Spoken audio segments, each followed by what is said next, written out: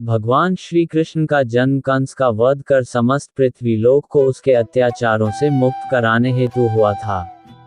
किशोरावस्था में ही वह गोकुल से मथुरा आ गए तथा दुष्ट कंस का वध किया। कंस की मृत्यु से दुखी उसके श्वशुर जरासंध ने एक विशाल सेना लेकर मथुरा पर आक्रमण कर दिया। इस आक्रमण में उसके साथ शिशुपाल और काल्यवन जैसे शक्तिशाली राजा भी शामिल थे। जल्दी ही सेना मथुरा जा पहुंची और मथुरा की राजसभा में कृष्ण तथा बलराम को सेना को सौंपने का संदेश भेजा गया। इस युद्ध को टालने तथा मथुरा के निर्दोष नागरिकों को बचाने के लिए कृष्ण ने रातों रात वहां से सैकड़ों किलोमीटर दूर समुद्र में एक नई नगरी द्वारिका का निर्माण करवाया। अपनी माया से उन्होंने समस्त नागरिकों, उनके पशुओं तथा संपत्ति को नींद में ही नई नगरी में पहुंचा दिया। अगले दिन सूर्योदय के समय कृष्ण तथा बलराम जरासंध की सेना के सामने जा पहुंचे और उसे लड़ने के लिए चुनौती दी। जैसे ही जरासंध और दूसरे राजाओं ने कृष्ण को मारने के लिए शस्त्र उठाए, दोनों भाई भागने लगे। उन भाइयों के पीछे जरासंध तथा काल्यवन जैसे राजा भी भागने लगे। कुछ ही देर में दोनों भाई बहुत आगे निकल गए और उनके पीछे केवल मात्र काल्यवन रह गया। उसे देवताओं ने वरदान दिया था कि उसकी हत्या किसी अस्त्र या शस्त्र से नहीं होगी।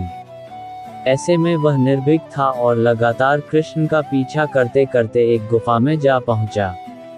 गुफा में राजा मुचुकुंद सो रहे थे, जिन्हें इंद्रदेव ने वरदान दिया था कि जो भी उन्हें उठाएगा वह उनके देखते ही जलकर भस्म हो जाएगा।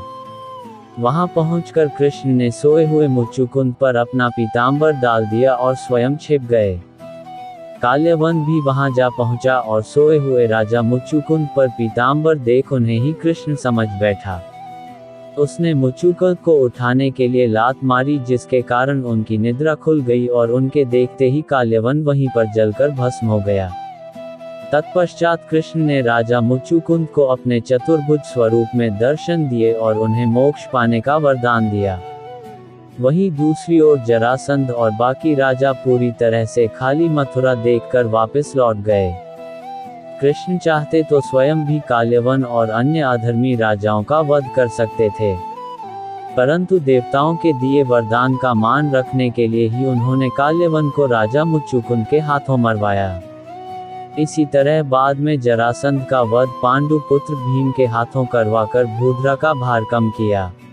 इस कहानी के बाद कृष्ण के नाम के साथ हमेशा के लिए रणछोड़ जोड़ दिया। कृष्ण की इस कहानी से सीख मिलती है कि अनावश्यक ताकत का प्रदर्शन नहीं कर बुद्धिबल से काम लेना चाहिए। इस तरह हम अपनी शक्ति को खर्च होने से रोक सकते हैं और बड़े से बड़े संकट का भी सामना कर सकते हैं।